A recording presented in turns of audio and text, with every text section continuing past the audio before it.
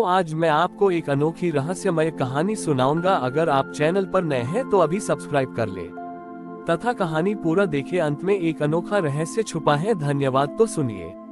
कैलाश की तलहटी से दूर घने जंगलों में जहां मनुष्य का प्रवेश वर्जित था, वहां भगवान शिव के सबसे विचित्र गण निवास करते थे। इनमें से अधिकांश गण साधारण पशु, पक्षी और यहाँ तक कि वनस्पति के रूप में थे, जिन्हें वनगण कहा जाता था। ये गण नंदी या भृंगी की तरह प्रसिद्ध नहीं थे, लेकिन वे शिव के अदृश्य वैराग्य के प्रतीक थे। इन वन गणों का गुरु एक अत्यंत प्राचीन वृक्ष था, जिसका नाम था अक्षय वट। अक्षय वट हजारों वर्षों से शिव की तपस्या के पास खड़ा था और उसकी जड़ें सीधे पृथ्वी के हृदय से जुड़ी थीं। एक बार देवताओं के गुरु बृहस्पति ने शिव के इन वनगणों की अनादर किया। बृहस्पति को ज्ञान था, लेकिन वह केवल बोलने, तर्क करने और वेदों का अध्ययन करने वाले शिष्यों को ही महत्व देते थे। उन्हें लगा कि जो प्राणी मौन रहते हैं और केवल वृद्धि करते हैं, वनस्पति की तरह वे ज्ञान के मार्ग पर तुच्छ हैं। बृहस्पति ने शिव के समक्ष आकर कहा, हे महादेव, आपके गणों में तो नंदी जैसा बल है और भृंगी जैसा नृत्य, किंतु आपके ये वनगण जो केवल मौन खड़े रहते हैं और हवा में हिलते रहते हैं, ये किस काम के? क्या ये निष्क्रियता ज्ञान से बढ़ी है? शिव मुस्कुराए। उन्होंने कहा, गुरु बृहस्पति, आपका ज्ञान महान है, किंतु आप केवल मुखरता को ही ज्ञान मानते हैं। मैं तुम्हें एक परीक्षा देता हूँ। शिव ने बृहस्पति से कहा कि वह अक्षय वट के पास जाए और उससे बिना कोई शब्द बोले सृष्टि का सबसे गहरा रहस्य जानकर आए। बृहस्पति ने इसे एक आसान काम समझा। वह अक्षय वट के पास पहुँचे। वृक्ष विशाल और मौन था। बृहस्पति ने अपने सारे तर्क और ज्ञान को मन में दोहराया। तारांकन पहले दिन बृहस्पति ने वेदों के सबसे कठिन श्लोक मन ही मन वृक्ष को सुनाए, ताकि वृक्ष उन्हें समझकर उत्तर दे। वृक्ष केवल अपनी शांत छाया दे रहा था। तारांकन दूसरे दिन बृहस्पति ने यज्ञ की सबसे कठिन क्रियाएं वृक्ष के सामने की। वृक्ष केवल अपने पत्तों को हवा की लय में हिला रहा था। तारांकन तीसरे दिन बृहस्पति क्रोधित हो गए। उन्होंने अपनी सारी विद्या का प्रदर्शन किया, ये दिखाने के लिए कि मनुष्य का ज्ञान वनस्पति की जड़ता से कहीं ऊपर है। अक्षय वट तब भी मौन रहा। उसकी जड़ें गहरी थीं और उसकी शाखाएं आकाश की ओर थीं। बृहस्पति ने हार मान ली और शिव के पास लौटे। क्षमा करें महादेव, वह वृक्ष केवल निष्क्रिय है। वह कोई ज्ञान नहीं दे सका। उसकी जड़ता मेरे ज्ञान के आगे खड़ी रही। शिव ने कहा, तुमने शब्दों से ज्ञान मांगा, लेकिन तुमने मौन को नहीं समझा। शिव स्वयं अक्षय वट के पास गए। उन्होंने वृक्ष की एक सूखी टहनी उठाई, उसे हवा में घुमाया और फिर उस टहनी को वापस वृक्ष पर रख दिया। शिव ने एक भी शब्द नहीं बोला। जैसे ही शिव ने टहनी को वापस वृक्ष पर रखा, बृहस्पति को अचानक एक अद्वितीय ज्ञान का अनुभव हुआ। बृहस्पति को दिखा, तारांकन अक्षय वट मौन था, पर वह पृथ्वी से निरंतर पोषक तत्व खींच रहा था ग्रहण करना। तारांकन वह स्थिर था, पर वह प्राणवायु ऑक्सीजन मुक्त कर रहा था सेवा करना। तारांकन वह निर्जीव लग रहा था, पर वह हर मौसम को बिना शिकायत सह रहा था सहनशीलता। बृहस्पति ने समझा कि सबसे गहरा ज्ञान शब्दों में नहीं, बल्कि सतत निस्वार्थ क्रिया में है।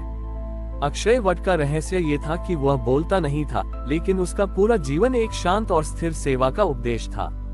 वह लेता भी था और देता भी था, लेकिन सब कुछ मौन और अहंकारहीन ढंग से। बृहस्पति शिव के चरणों में गिर पड़े।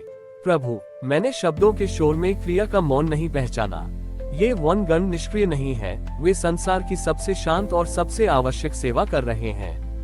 शिव ने कहा, इन वन गणों का योग अकिंचितकर योग है, वह योग जहां साधक बिना किसी प्रतिफल की अपेक्षा के केवल सेवा करता है। ये योग वाणी से नहीं, बल्कि अस्तित्व से सिद्ध होता है। बृहस्पति ने उस दिन के बाद से वनस्पति और मौन सेवा में संलग्न सभी प्राणियों को उच्चतम सम्मान देना शुरू किया। ये कहानी हमें सिखाती है कि सच्ची सेवा और ज्ञान केवल मुखरता और तार्किक शब्दों में नहीं होती, बल्कि मौन, निस्वार्थ और स्थिर कर्म में होती है, जो वाणी से नहीं, बल्कि अस्तित्व से संसार को सहारा देता है। बृहस्पति को ये ज्ञान प्राप्त हुआ कि मौन सेवा और निरंतर निस्वार्थ क्रिया ही अक्षय वट का वास्तविक उपदेश है। उन्होंने वनगणों का सम्मान किया और अपने ज्ञान के अहंकार को त्याग दिया। लेकिन इस घटना से कैलाश के कुछ युवा और उत्साही गण प्रभावित हुए, जिन्हें लगता था कि कार्य तभी महत्वपूर्ण है जब वह तेज गति से हो।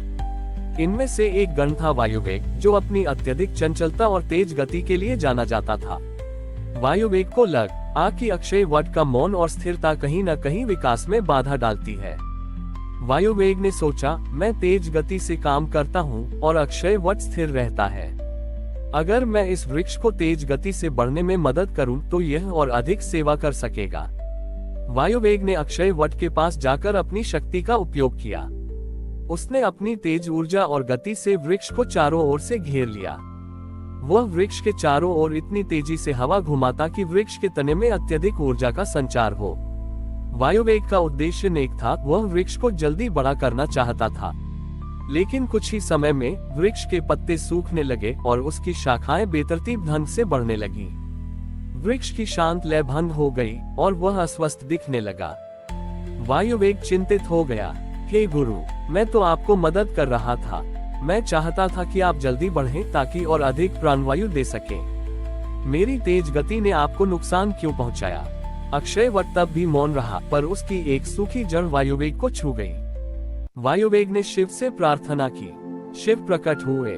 वायुवेग, शिव ने कहा, तुमने गति को ही सेवा मान लिया। तुमने यह नहीं समझा कि अक्षय वट किस सिद्धांत पर काम करता है। शिव ने एक छोटा सा बीज उठाया और उसे वायुवेग के हाथ में रखा। देखो, ये बीज तेज गति से बढ़ सकता है यदि तुम इसे जबरदस्ती खींचोगे। लेकिन क्या वह विकास होगा? नहीं। विकास के लिए सही समय, सही पोषण और सबसे महत्वपूर्ण धैर्य चाहिए। अक्षय वट का रहस्य उसकी जड़ों में है, जिसे तुम जड़ता मानते हो। ये जड़ता वास्तव में गुरुत्वाकर्षण है। ये वृक्ष तेज गति से नहीं बढ़ता, ये धीरे धीरे और दृढ़ता से बढ़ता है। इसकी वृद्धि ऊपर की ओर होती है, लेकिन इसकी शक्ति हमेशा नीचे की ओर रहती है। ये तुम्हें सिखाता है कि सेवा में गति का नहीं, बल्कि दृढ़ता का महत्व है। तुम्हारा काम ऊपर की ओर बढ़ना, सेवा करना है, लेकिन तुम्हें हमेशा अपनी जड़ों, सिद्धांतों, नैतिकता और धैर्य से जुड़े रहना होगा। यदि तुम अपनी जड़ों से कटकर केवल तेज गति से बढ़ोगे तो तुम बेतरतीब हो जाओगे और अंततः सूख जाओगे। वायुवेग को अपनी गलती का एहसास हुआ। उसने तेज गति से काम करने के अहंकार को त्याग दिया। उसने समझा कि सच्ची सेवा में अक्षय वट की तरह बाहरी स्थिरता और आंतरिक विकास का संतुलन आवश्यक है। वायुवेग ने अक्षय वट से क्षमा मांगी। उसने अब अपनी वायु की गति को धैर्य और निरंतरता के साथ नियंत्रित करना सीखा।